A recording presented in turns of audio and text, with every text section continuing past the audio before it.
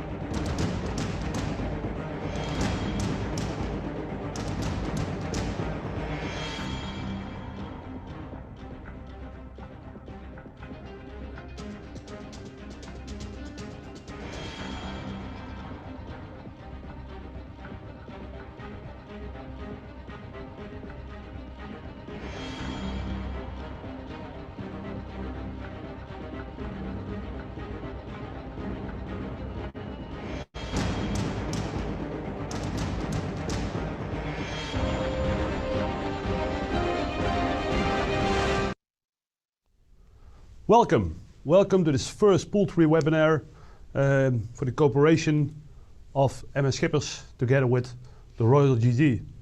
The Royal GD is an animal health service from the Netherlands with over 500 employees and more than 5 million determinations in lab per year. MS Schippers and Hygiene is a brand of MS Schippers and contains hygiene management methods for the livestock industry.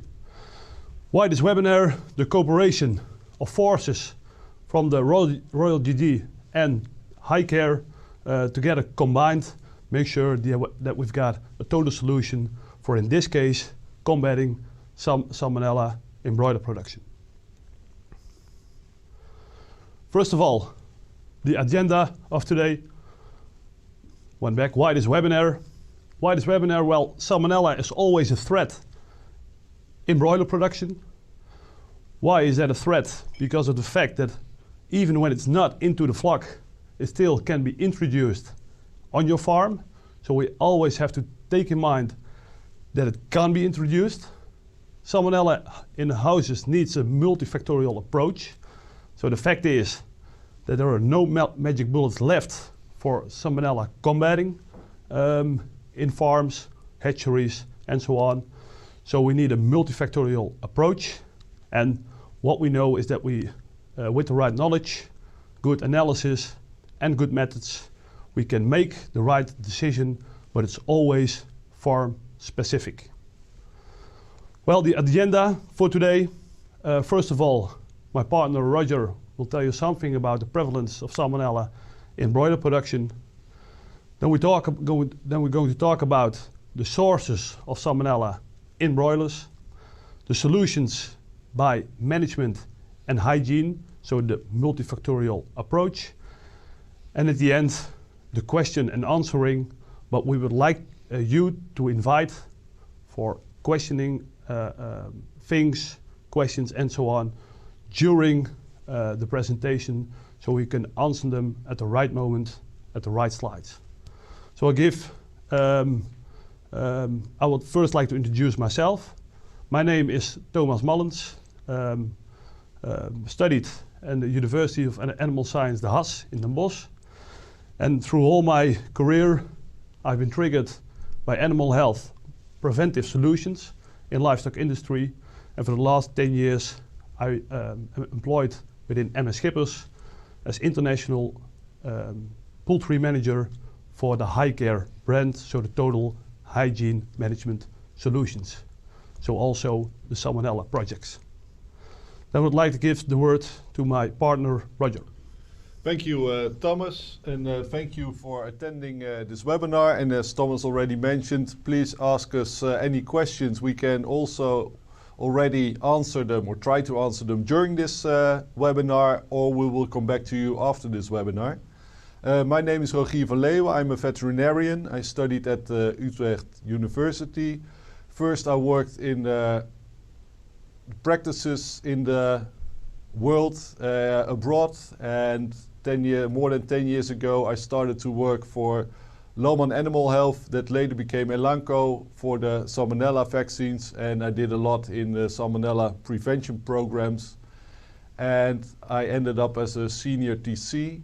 And last year I made the switch to Royal GD, and Royal GD is one of the biggest veterinary laboratories in the world.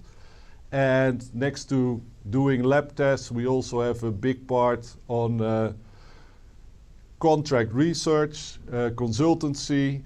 We give trainings with GD Academy. We also have the e-learning now, in example, for biosecurity, which will be very helpful. And we will have lab tests, and one of them I will explain later to you. Now I would like to address why Salmonella is such a big issue. I will tell you something more about Salmonella. Salmonella is a gram-negative bacteria, and it consists of a big family of about 2,700 serovars, and it has a bad reputation. Most of the Salmonellas don't do anything to public health. They don't make people sick, but there's few of them that will cause issues, and the main ones are Salmonella enteritidis, Salmonella typhimurium, and Salmonella infantis. And even in Europe we have I call themselves the S5, the 5 Salmonellas we need to combat because they are zoonotic. They cause problems in humans, and to prevent issues in public health we need to fight them, and those are enteritidis, typhimurium, infantis, hadar, and virchow. And we also try to fight Salmonella java because it's such a persistent bacterium of the Salmonella family. And I spoke with an epidemiologist a few years ago, and he was laughing that in the poultry industry we were considering that Salmonella java was dangerous because only 2% of the, or less, no, 2 confirmed cases of human salmonellosis were caused by Salmonella java out of the 60,000 confirmed cases he had. So Salmonella java is not a public health risk, but because of the bad reputation of Salmonella, we want to fight it, and that makes it an important Salmonella for the broiler industry. We will not focus in this webinar on the dangerous salmonellas, the host-specific salmonellas for poultry, Salmonella gallinarum and pyllorum, but they are really important in the broiler industry, and so we also need to fight them, but there's also good programs for that. Now we want to mainly discuss Salmonella infantis, because it's the most prevalent serovar in broilers in Europe. From the latest EFSA report for 2018, it came up that 36.5% of the Salmonella cases in broilers were Salmonella infantis, and that makes it the most important serovar in the broiler chain. And Salmonella has the tendency to go down in the pyramid with vertical transmission. So it's really important to check between all the steps of the broiler chain that you are Salmonella free, and that works really well. The only influx from the outsides is from reservoirs and feed, and on the reservoirs I mean the people going into the houses or driving to the farms, tools, vehicles, rodents, but Thomas will tell much more later about it. But we need to decrease or stop the influx from the outside via the reservoir and the feed.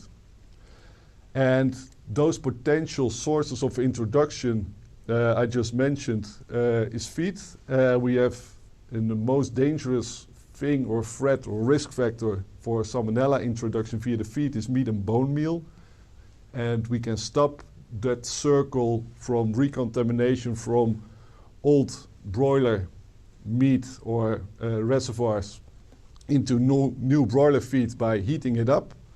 But the risk is that not all meat and bone meal is heated up as needed, and then you get recontamination in your integration. The next thing is soy and rapeseed, because it's wet and it can contain salmonellas. Grain, because mice like it, and mice can contain and spread a lot of salmonellas. And broiler feed is most times pelleted, and in the pelleting process the salmonellas will be killed, but in cooling it down and with the moisture in it, when cooling it down, the feed can become Salmonella positive again. So feed meals need to be aware of it. The reservoirs, Thomas will tell more about it later, and also the breeders can transmit Salmonella from the hatchery to the broiler houses, but that is also a step that is checked very well, and it is also a really important step that you really need to be aware of. And now Thomas will continue with the reservoirs and all the other things that will influence the influx of Salmonella in broilers. Yeah, thank you.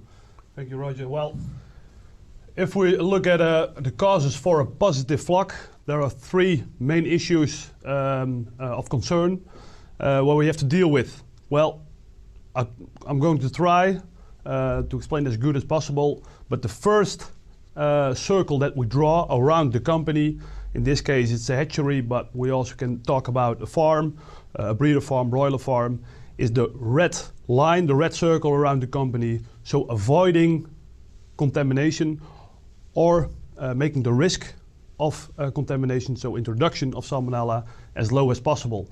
So the red line we draw around the farm, and we have a look, okay, what issues, what risks are outside of our farm and can be introduced into our farm. Then the next line that we draw is the orange line, the line of cross-contamination. So if a flock or a place or a part of your farm is Salmonella contaminated or infected, then there is a big risk that we introduce it also in other flocks. And what we're trying to avoid is that these flocks which are not infected yet are not infected the whole cycle. So cross-contamination, a big thing to take in mind when we talk about Salmonella infections. And the last circle is the yellow circle, and that's really the circle that really goes deep into your farm. And then we talk about the fact of recontamination. So avoiding recontamination cycle through cycle through cycle so that a year or maybe 2 years, 3 years long, your farm is infected. So first, avoiding introduction. Second, avoiding cross-contamination. And last one, avoiding the recontamination when the flock is infected. The biggest thing to take in mind on all these 3 parts of combating Salmonella is that we have to take in mind that the potentially material things that we deal with or flocks with are always potentially infected. It's not only with Salmonella, but also with other bacteria, parasites.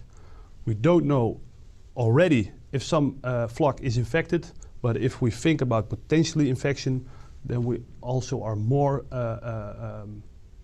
let's put it this way, we're more knowledgeable about the fact that infection can be transferred from one flock to the other flock. So the red line, the sources of introduction. A big thing in that case is introduction of Salmonella by visitors. Visitors are a big risk because they also come in a lot of cases at other farms. They can potentially introduce Salmonella at your farm or your hatchery. So what we need to do is to think about the fact how can we avoid or make the risk as low as possible for introducing via visitors. Is my plan up to date? Do people know what to do when they come on a farm by avoiding the risks of Salmonella contamination? The second part, so if you got visitors in our hand, well, the second part is transport. Transport is also a big risk. Why that? Because feed lorries, other lorries of material that are transported to farms also come at other farms, so they can't be Salmonella contaminated. So what we need to do is think about the protocol of disinfecting or cleaning transports on our farm. Then the next one, and in this case I've put a picture in of a container, a slaughtery container, and particularly in countries where the first 20% of the chicks are loaded out when they are on the right weight. Also containers and other materials that are used into the shed during your cycle can be a big risk of introduction. So we need to think about that factor. So materials also, what is the risk that it's contaminated and how can we avoid that risk? And the last one in this case, Roger also mentioned it already, is wheat, grain. In a lot of countries, wheat is directly transported from the land to the farm to be used. But we also know that if ventilation is blowing onto a field next to the farm and the flock is Salmonella contaminated or other flocks of other farms are Salmonella contaminated, then there is a big risk that the same wheat with dust and Salmonella bacteria is transported to the farm and then introduced into the feeding system, and eventually it runs through the flock and the whole farm. So take in mind also grain and wheat that is directly transported to the farm. So the red line, avoiding introduction of Salmonella. Of course, there are other things to take in mind. I only talk about the 4 biggest ones, but of course the list is longer than these 4. Then the sources of cross-contamination, the orange line. Well, vermin, in this case a picture of a rat, rodents are an issue regarding avoiding cross-contamination. And why is that? If he picks it up, a rodent picks it up in one shed, goes to the other shed, then we directly have a contamination in the next flock. So try to avoid that. It's not only rodents, but of course also insects. So a plan of combating vermin is a very big one in avoiding cross-contamination. Of course, that also is part, so vermin is also part in the list of introduction, of course. Then the second one is ventilation. It's very hard when tunnel ventilation blows out through other sheds and air inlets to avoid that there is cross-contamination. It's very hard, but you have to think about it that it is a risk or a potential source of cross-contamination that a tunnel ventilation blows out dust through other sheds and other inlets. Then a photo of a booth. Well, the fact is, we talked about visitors already regarding introduction, but our own employees that are working on the farm could also be a potential risk of cross-contamination. What I already said, we don't know yet in a lot of cases if Salmonella is in the flock, so we didn't have any tests yet, but it could be potentially there. But if we don't know, we don't take the right measurements. So we need to think about the fact that it's always potentially infected. So our employees don't, and our caretakers don't take the Salmonella from one shed to the other shed, to the next shed, and so on and so on. So then we avoid this risk. And avoiding this risk by employees also, of course, by materials that they use, which are on the farm. So that's the same issue in that case. So the orange line, cross-contamination. Then sources of recontamination. So one flock, one cycle is infected, is contaminated. Our shed is contaminated, dust, manure is contaminated. How do I avoid that my next cycle also will be contaminated? One of the biggest issues in a lot of farms, of course, are a few things. I will mention 4 here, and in the next sheet, the shed itself. So the first one, the first picture is the loader, the bobcat that we use.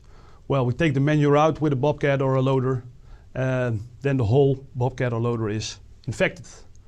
So we take the contaminated manure out, and with putting the new bedding in, we use in many cases the same loader. Do we clean them? Do we disinfect them? Do we use maybe another loader, so a clean loader and a dirty loader? Well, in many cases it's a practical thing to look at with Salmonella projects, what is the best for the farm and by avoiding risks. Then also material, of course. Sheds are cleaned very well, and there's a lot of energy put into the cleaning of the sheds. But we also see that in a lot of cases the materials that are used are contaminated, but not cleaned or disinfected very well or replaced. So that's also one of the risks. Then vermin, we already talked about, so the picture of the darkling beetle. Well, darkling beetles in a lot of cases are also a big risk of recontamination. And why? Because they are away when the manure goes out, and they're getting back into the shed when the new chicks are in. But a darkling beetle can take up to 250,000 bacteria, so maybe also 250,000 Salmonella bacteria with them. So the source of contamination is very big, and it's very hard to combat them during your cycle or in between cycles. So a plan of action on vermin, specifically on darkling beetles, is needed on that one. Then the water system. Well, a lot of projects that we've done with Hygiene and MS Schippers is the question if water is a source of Salmonella. In 99% of the cases, no, so the source is clean. But what we don't need to forget is that our nipples are constantly exchanging dust with water when the chicks are drinking. So when dust comes on the nipple, it goes up, goes into the water, so potentially our water can be Salmonella infected, not from the source, but only from the exchange of dust and water into the water system. So also take care for that one. Then regarding recontamination, so the yellow circle, a picture of a shed over here, and this is just a normal Dutch shed with a concrete floor, and I want to take you through the risks that are in the shed by regarding to recontamination of Salmonella cycle over cycle. First of all, you see a red line drawn over the water lines that we already talked about. So the water lines are a concern, so we need to check, double check if there is no Salmonella in.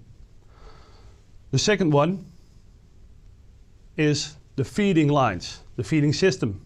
So when the wheat comes in and is Salmonella infected, and this, the Salmonella infected wheat goes out or is out of stock, and we really want to try to get rid of this recontamination cycle after cycle, we need to have a close look at the recontamination that comes through the feeding lines.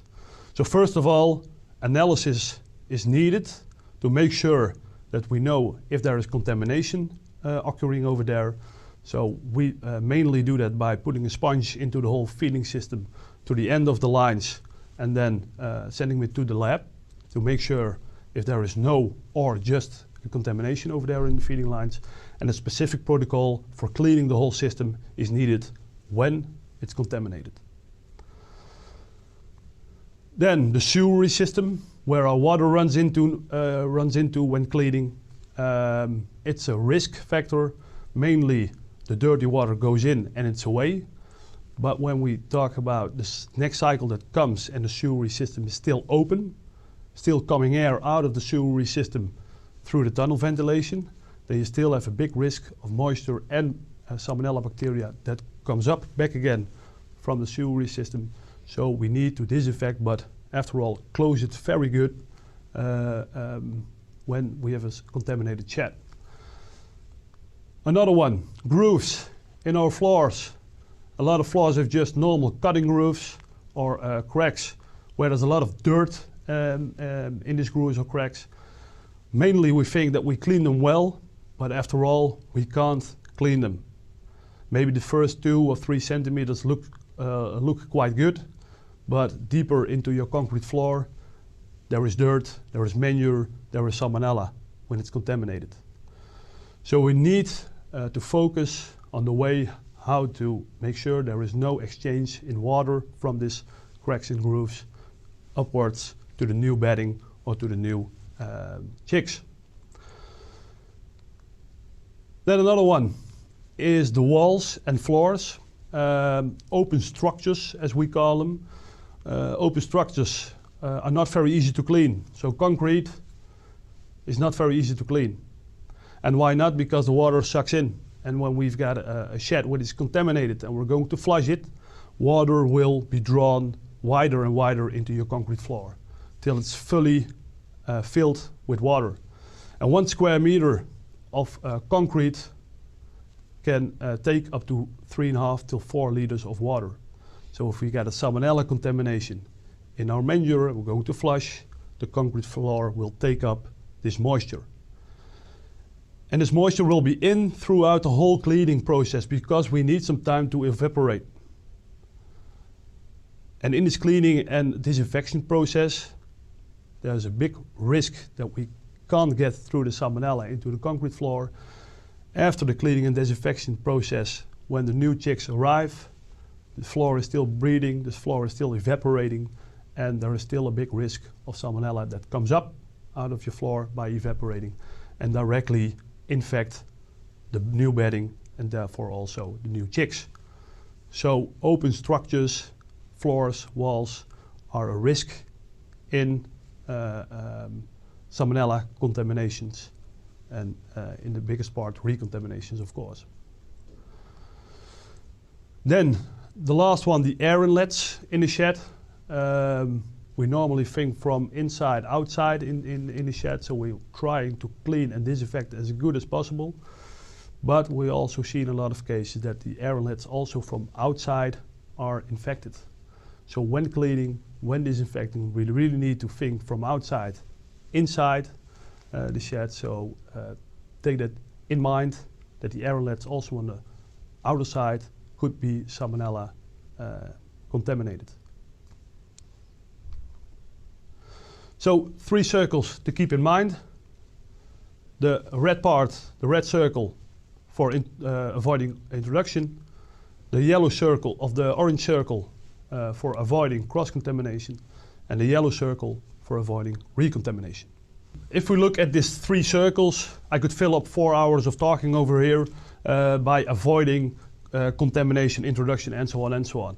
And what I would like to say is that making a protocol for Salmonella combating, it's not very easy. Like 60–70% of the protocol can't be used over all farms in a country or in a region or so.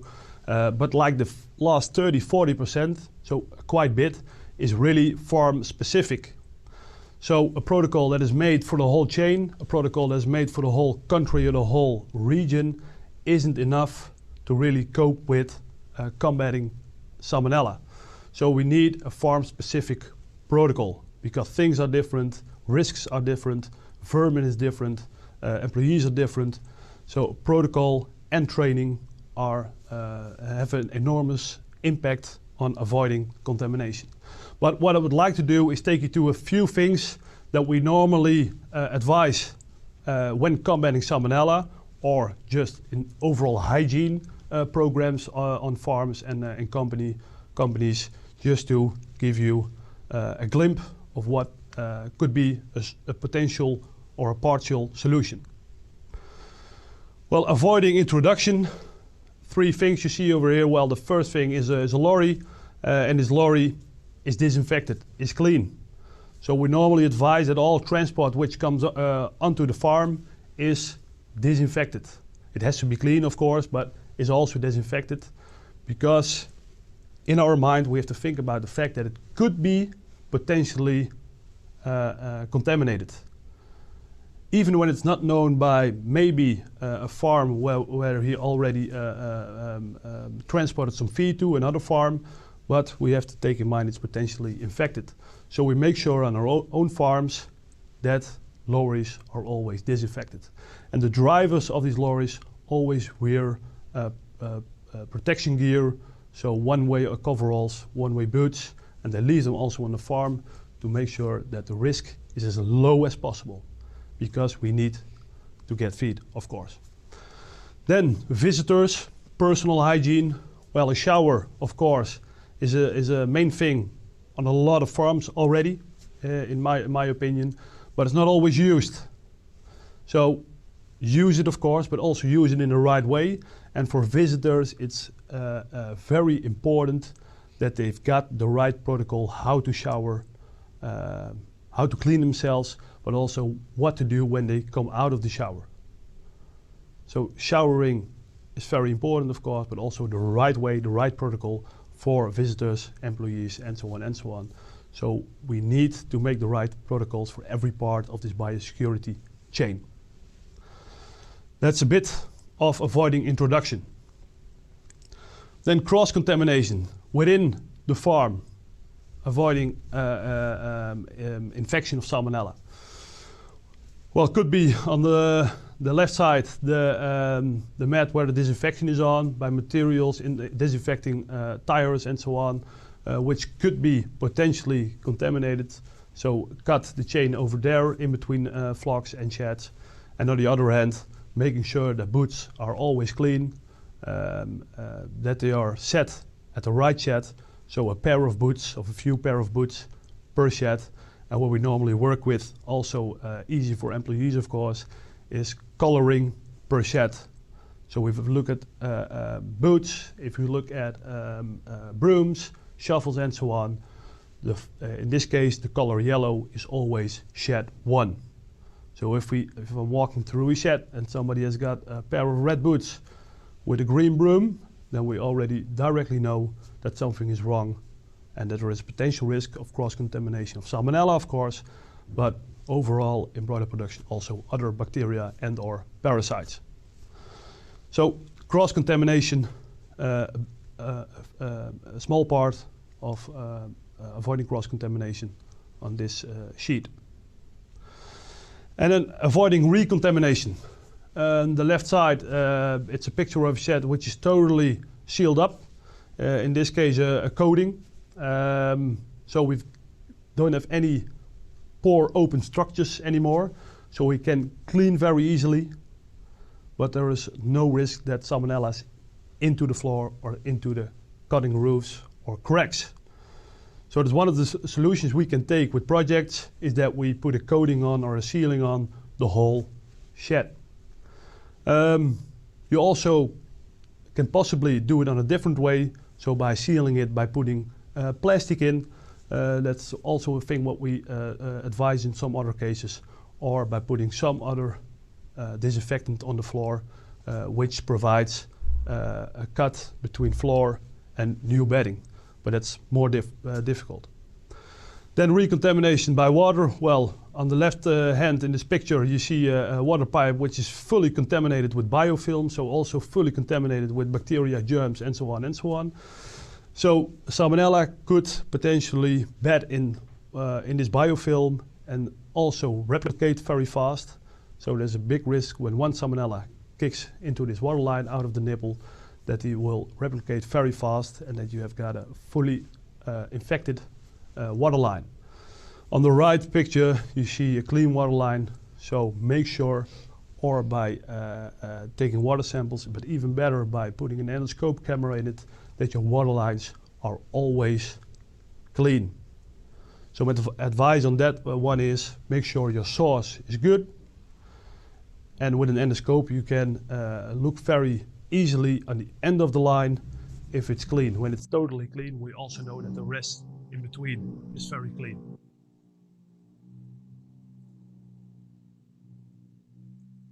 Then avoiding recontamination on the cleaning and disinfection part. In our cleaning and disinfection part, we've got a protocol just for normal disinfection and cleaning, but also a protocol for Salmonella contaminated sheds. But the main concern about this whole part of cleaning and disinfection is the 5-step way of cleaning, of making a shed as new as possible again. So what we normally see is that a shed where the manure is out contains 50 million germs per square centimeter. It's quite a lot. After flushing, so the shed is optical clean, then we've got a square centimeter which contains 20 million germs. Then we're going to the cleaning part with degreasers to make sure that water lines, feeding lines, floors, and so on are totally clean. Then we going up to 100,000 germs per square centimeter, and after this cleaning part, we do a wet disinfection.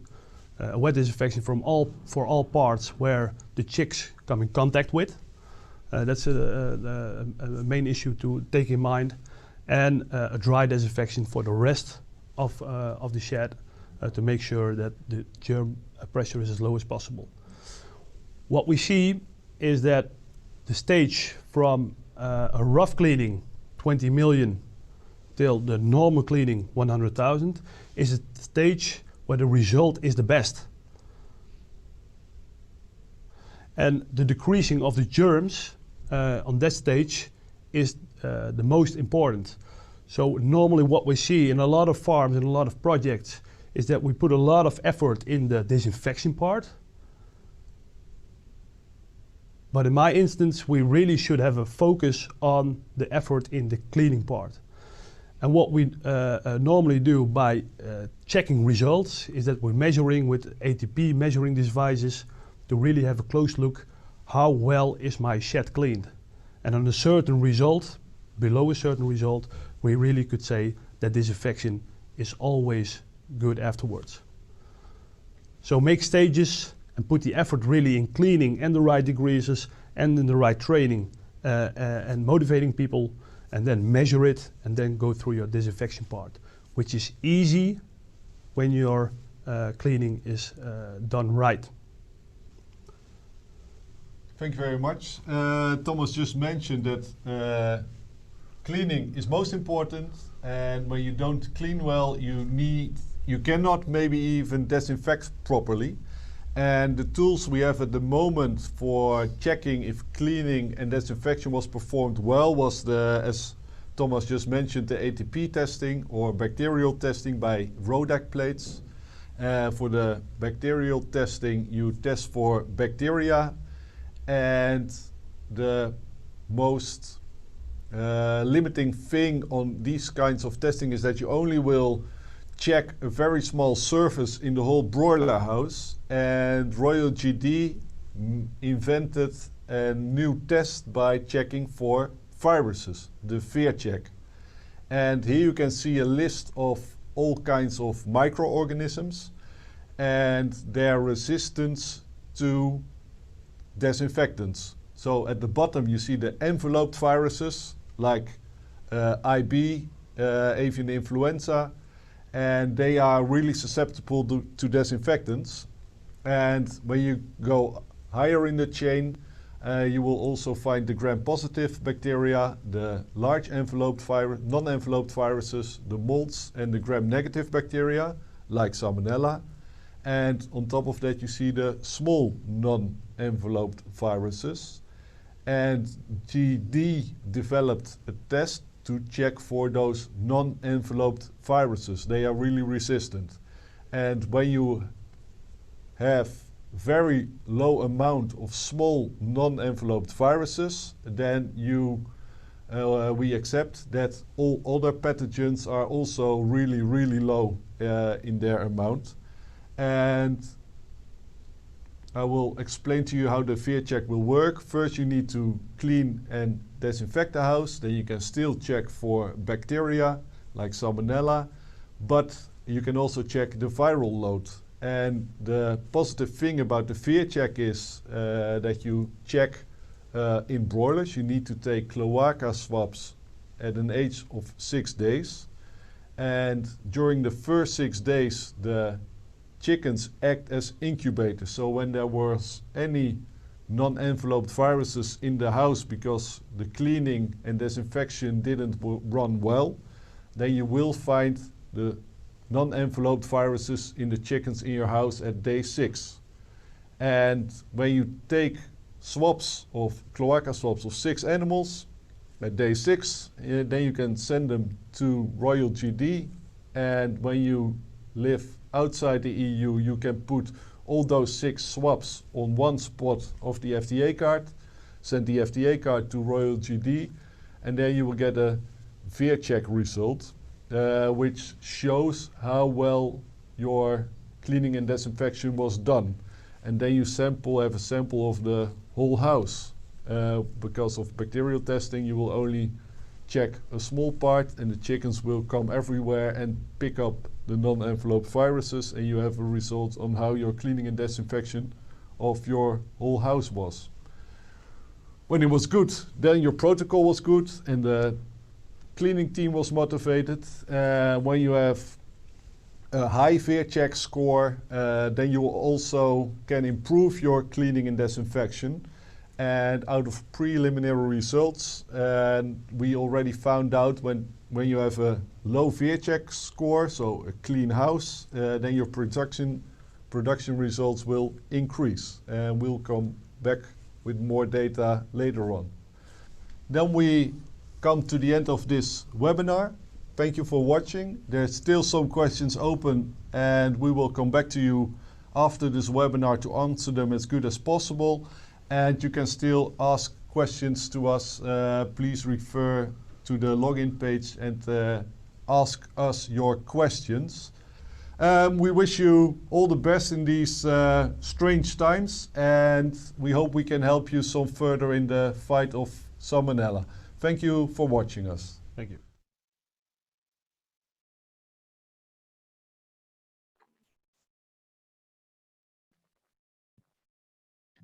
Hi, all the audience, and thank you to Thomas and Roger van Ruven.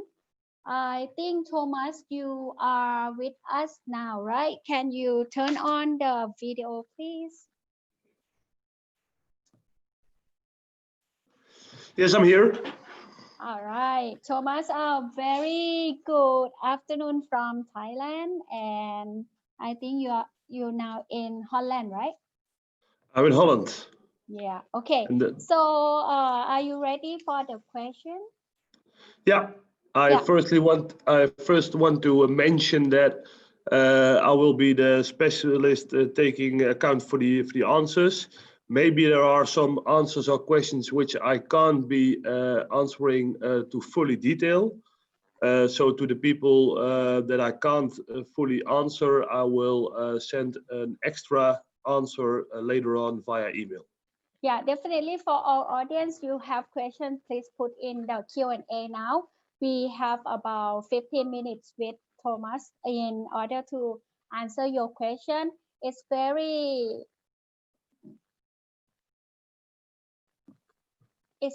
fruitful information that as Salmonella is the major issue in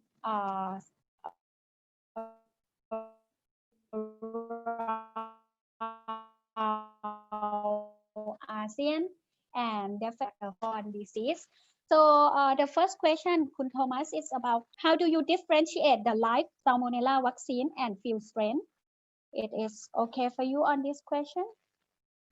Sorry, I didn't hear you fully. Again, please. How do you differentiate the live Salmonella vaccine and field strain? Can I read the questions also somewhere, Okay, please? okay. So no problem. So let me put this way. The question from attendees in the webinar now is, will you be prescribing antibiotic for Salmonella infection? Vaccine, you mean? Yes. Okay. Can you put the can you prescribe any antibiotic? No. Regarding Salmonella,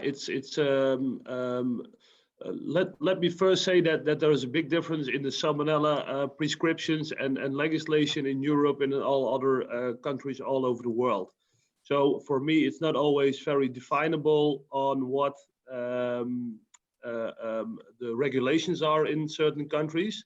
But if we speak about, for instance, Europe, there is there may be no presence for Salmonella. So the harmful Salmonellas which we see in Europe that are harming the chicks, the broilers, are not very common. So we eradicated them already often. But like the Tifimerium and Enteriditis, where we talked about these strains, are harmful for people. So what we see in the regulations, that there is no Salmonella allowed in the total meat sector. So we want to get rid of Salmonella as fast as possible without any infection or Salmonella presence in the meat. So where do we aim for is no antibiotic usage for Salmonella, but real eradication of the whole bacteria into the flock. So that means that we're aiming for no Salmonella presence in the manure, and that's also the place where we measure and sample the presence. All right. So we don't use. Yeah. Please continue. So we don't use any antibiotics, and I also saw a question regarding the vaccines that are used, that may be used. Yes, layer hens and parent stock can be vaccinated, but also there we don't want any vertical transmission from the parent stock to the broiler stock. So as soon as a flock, a parent stock is vaccinated, it can help in the presence, but as soon if it's still present at some point, the whole flock is eradicated from the farm so that there will be no vertical transmission from the parent stock to the broiler stock.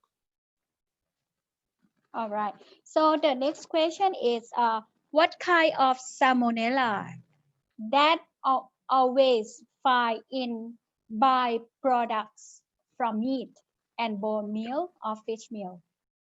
Yeah, well, there are a lot of Salmonellas found in like the bone meal or fish meal. Like the bone meal isn't allowed to be used in Europe anymore. So there is not a lot of investigation around it. But we see the Argentona serotyping in some cases, but also types which we can't really further see what type of serotype it is. So there are a lot of Salmonella types, of course, but Argentona we see a lot in fish meal or in bone meal. But the presence of Salmonella in these two feed additives, let's put it this way, of raw materials, is for bone meal is 0 because we can't use it. But in the past, we've seen that like there could be a presence of 5% in all samples within bone meal. And then within the fish meal, we see a prevalence of around 0.3% of all samples that we take. So that's very, very low. And in most of the cases, these serotypes are very easy to eradicate from the farm or from the system. Oh, yeah. All right. So the next question is from our audience from Vietnam, Thomas. The question is related to the audience asks, they already use Salmonella live vaccine in the broiler. Yep. What is your recommendation in order to solve the problems of free Salmonella at the broiler meat stage? I think you already showed the vertical transmission and all things that cause contamination. Can you wrap up a bit on how can we solve the problem of Salmonella at the broiler meat if export to Europe, where they can prevent the issue? Yeah, so what we trying to do in earlier years, there was a big program on eradicating Salmonella typhimurium and Salmonella enteritidis, these two serotypes. Am I still online? Yeah. Yes, you're still online. The question are more on like your recommendation how to reduce, because the live vaccine is used at the broiler, but probably the Salmonella infect during after the culling. So any suggestion for the meat export to reduce the level of Salmonella to have the free Salmonella? What is your suggestion after the chick, the live bird sending to the processing plant? I think the question is like that. Yeah. Now, if we, like I already said, there are two serotypes which we really don't want into the whole system. That is typhimurium and enteritidis, as we talked about also in the presentation. But if we look at the retail customers in Europe and we look at the processors, they don't want any Salmonella at all. So we don't want any presence of Salmonella in the manure or in the meat. Now, sometimes, of course, the prevalence is still there. So Salmonella is still present in some flocks. So they will be slaughtered at the end of the day, and the whole processing plant is cleaned and disinfected well. And this meat, which is contaminated, is boiled or heated up. So there is no risk for the human health situation. So what we are aiming for in Europe is broilers 100% free of Salmonella. So in Europe, we don't vaccinate, we just eradicate the Salmonella. So with vaccination, there still could be Salmonella there in the flock, but then there is still contamination of Salmonella. So with vaccination, you're not trying to eradicate the whole Salmonella, but you try to keep it as low as possible, the pressure of Salmonella. But that's not what we try to do. We try to eradicate the whole Salmonella from the flock. So my recommendation for these people would be who are aiming to export something is to really get rid of Salmonella in the flocks. And it can be done without vaccine, without antibiotics, but hygiene. That's the so the hygiene should be the big consideration from the starting point, from feed till the processing plant and even the transportation. Yeah. After all, that's the goal of also the presentation, of course, is that There is no magic bullet, so there is not one vaccine that we can use to get rid of Salmonella. There is no magic bullet in antibiotics. We really have to focus on the full chain from vertical transmission and horizontal transmission. And it starts by monitoring the whole system. Where is my Salmonella presence? Where is my cross-contamination? And so on and so on. That's the future. Yeah. Okay. So the next question, I think from our friend from Malaysia, they would like to know that what temperature and at how long that they should do heat treatment for feed processing to eliminate Salmonella. So what we know from investigation and what's commonly known is that Salmonella is killed off on 70 degrees for at least 2 minutes. So if I've got a surface where Salmonella is on, then I can heat up the whole surface to 70 degrees for at least 2 minutes, better 3 or 4 minutes, to get rid of the Salmonella, to kill them off. The biggest question is, if I'm treating feed, pellets or meal, do I get into the whole pellet of feed to really heat it up as much as possible? So it's more in the practical way than in the theoretical solution. Yeah, so that is how they manage the feed processing at each plant and check all the process right away. Yeah. So the next question is about test kit. Thomas, is like any test kit, the mobile test kit available for Salmonella test? Is there? Well, there are some test kits which are quite fast. So we also got test kits based on ATP measuring devices. So we can swap a surface and really see within 24 hours if there is Salmonella present. But there are no very fast test kits like a directly solution or a directly result if there is Salmonella present. So we always need at least 24 hours for a test kit. So there are test kits available, but the best way always is still for a laboratory to search for the samples. All right. So since you know that it is during the pandemic of COVID-19, there is a few of questions asking about how in the past, in the last like 3-4 months, how people treat with the Salmonella case during this pandemic. It might be more difficult, or you see the reduced case of Salmonella. There is no direct relation from this pandemic to Salmonella, what I see. It goes with flow. So we see the Salmonella presence, it lowers at some point during the year, and at some point it also rises up.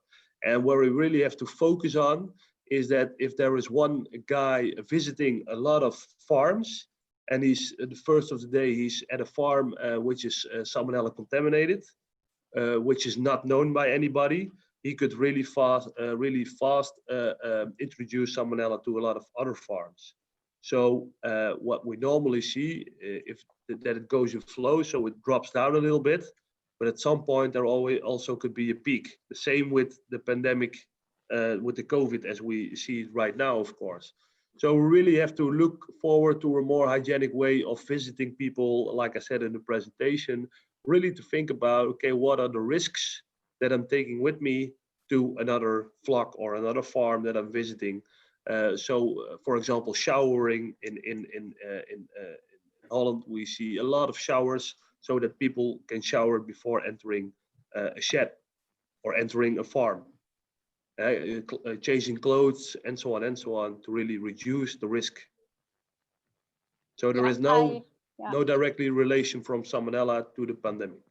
Yeah, I think there is one session before you that is very clear that after the pandemic people are more concerned on biosecurity, which which force like reduce the contamination that may happen in a farm. That's good thing that pandemic help, but to clear here to the audience that there must be we need to help, because most of you here is the technical people. We should educate our consumer that pandemic is not the foodborne disease, but Salmonella is foodborne disease. But pandemic, human can be the carrier. But with the pandemic, we see a lot of development that happen in the region that people are more concerned on biosecurity. Yeah, that's good for us. Yeah. Come to the last question, Thomas, is about this quite technical one. There is a question asking from friend from Philippines, asking that we should treat the Salmonella flock. We should treat the Salmonella at the first week flock with antibiotic, or we just let cow or the chick. If the flock has Salmonella, we should treat it with antibiotic. When the birds are affected, you should treat it, of course. So there are a few ways to deal with Salmonella. If there is a big Salmonella increase in the gut, for example, you can treat it with antibiotics, of course, but we're aiming for less antibiotics, also because of human health, like the antimicrobial resistance that is occurring in a lot of cases. So with lactic acids or with solutions of a mixing of lactic acids together with butyric acids, we also reduce the amount of Salmonella. So let's say more in other industries, when there is like the pig industry, that's another option. There we really want to reduce Salmonella.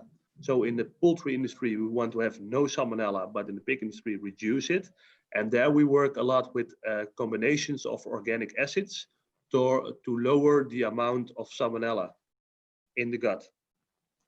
Yeah, so I would say it depends on the calculation of the investment, how they're gonna treat, and if they decide to call. Yeah. So for avoiding Salmonella during the first week, or lower the risk as much as possible, you also can choose not for antibiotics, but in the same solution also for a mix of organic acids, which is containing at least butyric acid and lactic acid. Okay. And then you've got a more natural way of combating Salmonella, because Salmonella is quite easy to kill off normally, so it's a gram-negative bacteria. So with lactic acid and butyric acid, and with some sorts of types of essential oils, we can also very successfully eradicate or combat Salmonella in the gut. So you just mentioned essential oil, meaning that natural feed ingredients, feed additive from natural. Some could work also with the Salmonella protection, right? Yeah. Okay. Yeah, and therefore, because in the presentation we talked about hygiene, we also got another webinar about the use of essential oils and organic acids. But with natural components, we're lowering the amount of antibiotics, of course. So that's one of the goals, of course, for the whole global livestock industry. And we're successful also on other topics regarding, for example, Clostridia or coccidiosis. So there are a lot of natural additives where we have got a lot of research on where we can combat certain diseases on a natural way. I think that's also the future. Besides, of course, the hygienic part, where we just talked about. Yeah. So Thomas, come to the end of the session. If anyone would like to contact you or your colleagues or your agent in the ASEAN, how would you suggest for technical? Well, I'm responsible for the global poultry industry, so I would like to say, I don't know if my contact details are shared with the attendees of today, but I would like to say that they directly can contact me by phone or by Google Meet or Zoom or by email, and then I will forward them to the best people for their region. So we got different representatives also in Asia and other regions, so I can directly connect them to the right people which are present over there or traveling now and then to that region. All So, right. So, yeah. Yeah. Can you repeat your email here? Yeah. So my email is T from Thomas. So T dot Mallens. It's a very Dutch name. It's an M, an A, an L, an L, an E, an N, and an S. T dot Mallens and then at Schippers.eu. All right. So I will send to the audience as well. All right. Okay. Thank you very much, Thomas. So we already have quite broad information on the Salmonella prevention from MS Schipper and your colleagues, right? So I would like to thank you very much for today's session, and thank you all the audience for staying with us for this session. So please stay tuned with us to continue with the poultry webinar from tomorrow as well. We're gonna have the audience, we're gonna have the speakers for the nutrition session and also how to manage lighting for your layers. So stay tuned with us and be ready for our online exhibition, e-marketplace, 28 to 30 July 2020. You don't need to travel, just click on your laptop to join online exhibition, first ever in the world. Thank you very much.